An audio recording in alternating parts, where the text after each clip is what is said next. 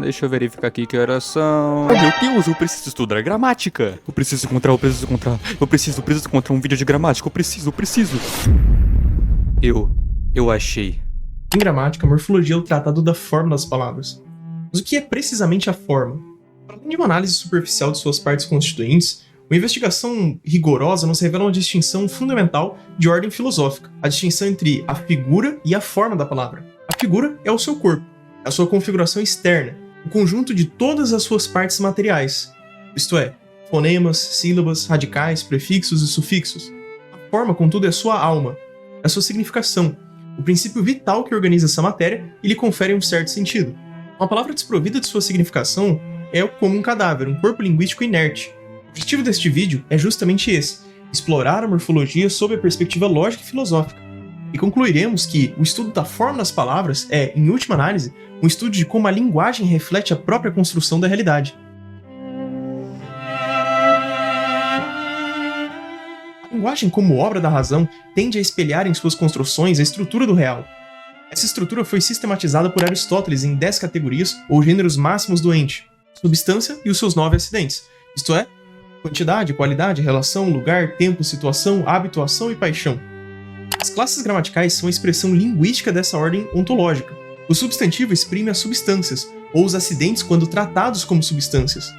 Homem, cão, alma são substâncias.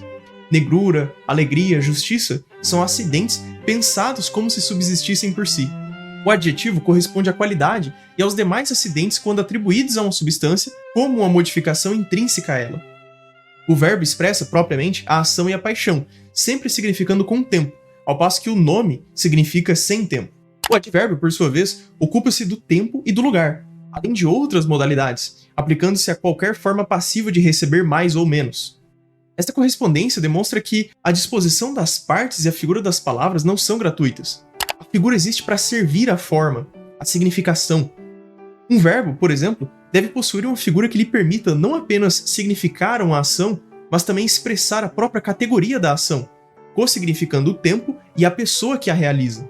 É precisamente neste ponto que a morfologia apresentada aqui por nós se afasta radicalmente das abordagens convencionais. A linguística moderna e muitos gramáticos, ao adotarem termos da morfologia botânica, como raiz e radical, teriam importado também as suas imprecisões, e também certo atomismo. Ao definirem a morfologia como estudo da constituição externa das palavras e dos processos pelos quais se formam, eles se restringem à figura, ao corpo da palavra, tratando-o como se fosse a forma propriamente dita.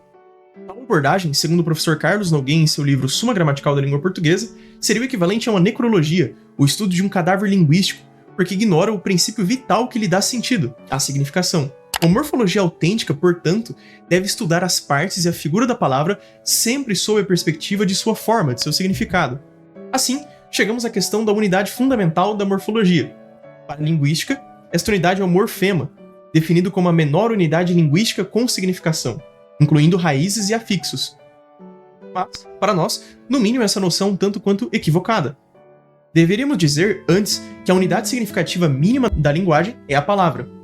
As partes em que uma palavra pode ser decomposta, como o prefixo circum, o radical navega e as desinências a, vá e m, na forma verbal circumnavegam, não são, enquanto partes, unidades significativas mínimas. Elas não possuem existência autônoma. Seu significado potencial só se atualiza dentro do todo que é a própria palavra. Podemos fazer uma analogia com a música para esclarecer esse ponto. As notas de um acorde, embora sejam unidades musicais por si, perdem sua autonomia para se fundirem numa nova unidade sonora. O mesmo ocorre com a melodia. As notas sucessivas deixam de ser puras para se tornarem partes de um todo melódico. Da mesma forma, palavras primitivas, ao entrarem na composição de uma nova palavra, deixam de ser unidades para se tornarem unicamente partes desta, em função desta. A palavra é, portanto, una e indivisível em seu significado, pois ela expressa um conceito simples, ainda que a realidade significada seja composta. A morfologia, sendo o tratado da forma das palavras, não é uma disciplina estanque. Ela superpõe e se recobre com outras áreas da gramática. Uma delas é a etimologia, justamente porque a formação de uma palavra é afim à sua origem. Também com a semântica, porque a expressão das categorias do ente pressupõe a significação dos conceitos. E de modo mais profundo e essencial, com a própria sintaxe. A morfologia e a sintaxe superpõem-se e recobrem-se grandemente. A razão é que a própria identidade de certas classes gramaticais é definida pela sua função sintática.